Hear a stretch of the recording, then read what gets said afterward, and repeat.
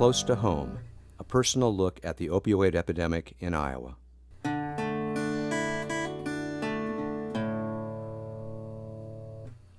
When we passed this legislation a couple of years ago, legislators were a little concerned about a medication that would be dispensed by a pharmacist in a pharmacy. And so it took a lot of education to be able to make them feel more comfortable of allowing patients greater access to Narcan to treat people who are in situations where they overdose on the opioids. About a month or two after we passed this bill in 2017, I had one of my customers come in and indicated he had a child that he was concerned that was using heroin.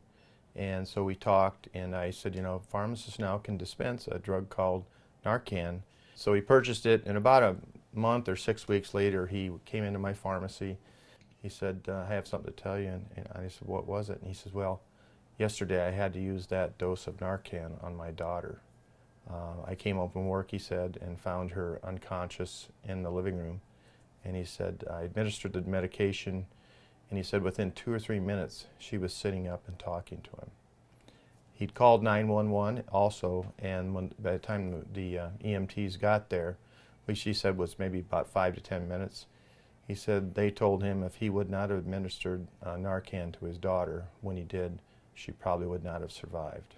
The majority of the time when we dispense Narcan, it's to a family member or a close friend. We do it for parents and even sometimes grandparents who have some very deep concerns about their grandchildren.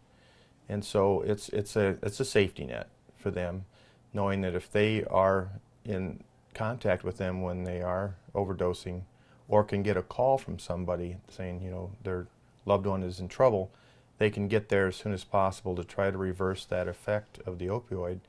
We're seeing more people being touched by this epidemic. It may not be a close family member, but it may be a friend of a very close person they know, or a grandchild.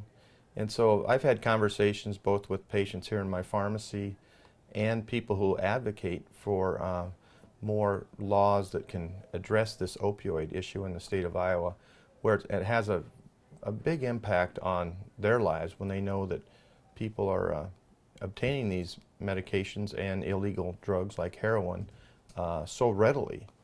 And so, we've passed legislation that makes it now a little more difficult for people to access opioids, and one of those things is now they have a 7-day fill on a brand new opioid prescription that comes into pharmacies. Sometimes in the past we would see people getting prescriptions for large quantities, say after maybe a shoulder surgery. They might give them, say, a month's supply. Well, in most cases those people may only use it for a week or two, and then they have another bottle of OxyContin sitting in their medicine cabinet for a while, and then maybe down the road that bottle disappears. What happens, people come into people's homes, and a lot of times it's young adults, and they go into the people's bathroom looking, and they find those bottles sitting in their medicine cabinets, and then they end up on the street, and that just perpetuates the problem with the opioid crisis here in our state.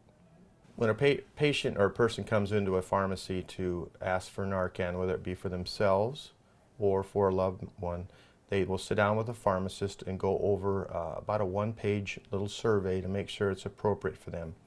In almost all cases, we determine that it is because they have a need for either for themselves or for the person they're concerned about.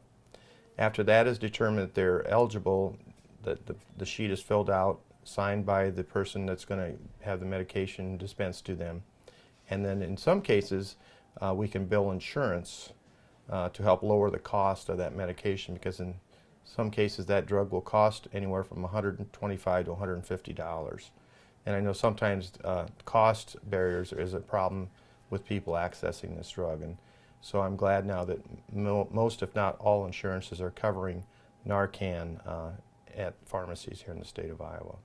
Well, we passed that legislation about 2 years ago too, that gives people immunity for when they're in a situation where, say, they're at a party and a person overdoses on an opioid. It's a sad story, but a lot of times people scatter. they get out of the area where the person has had the overdose because they're afraid of law enforcement, getting there and charging them. So this bill gives them immunity when they see a patient that's in distress and needs help.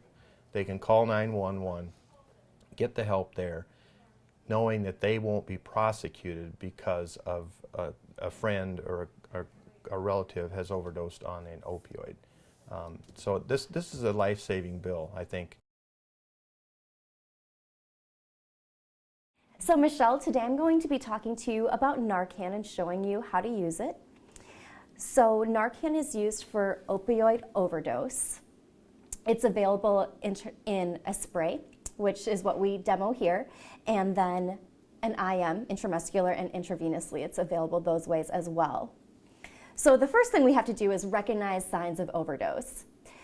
A patient may have, or a person may have slow breathing, which means less than one breath every 5 seconds, vomiting, their face is pale or clammy to the touch, they may have blue lips, blue fingernails or toenails, or when you try to rouse that person and try to get them to respond by yelling their name, they just don't respond. So then at that point, we can go ahead and administer Narcan to them.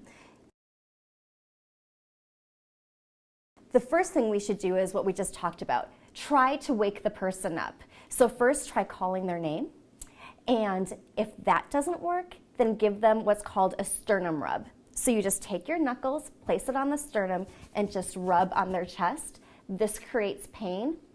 If this still doesn't wake the person up, then we should call 911.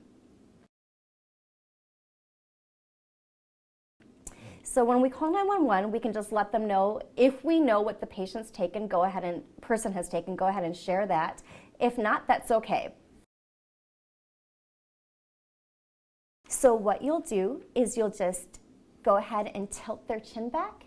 You'll pinch their nose, and then you'll put your mouth over theirs and give them one slow breath every 5 seconds. What you'll do is you'll just peel the backing off of the Narcan nasal spray. You'll place this into the nostril, and then you'll just press on this part of it. So you'll just press, and the dose will go into the nostril. Go ahead and place that person on their side. It's called the rescue position. So if the person vomits or if they aspirate, they won't choke on their own vomit. Then go ahead and give a second dose of Narcan in the opposite nostril. What is really nice about Narcan is that if you don't know what the patient has overdosed on, say you see a patient who's unresponsive and it could have been benzos or it could have been alcohol, you just don't know, give the Narcan anyways, because Narcan won't hurt them. It'll only work for an opioid overdose, but it won't harm them if they've taken something else. The Narcan, it wears off in about 30 minutes to 2 hours. So whatever opioid the person may have taken could be longer acting than the Narcan. So that's why it's so important to call 911, because the person will have to go to the hospital and may require further treatment with IV Narcan. This Narcan nasal spray, there's 2 of them in here for you to keep on hand.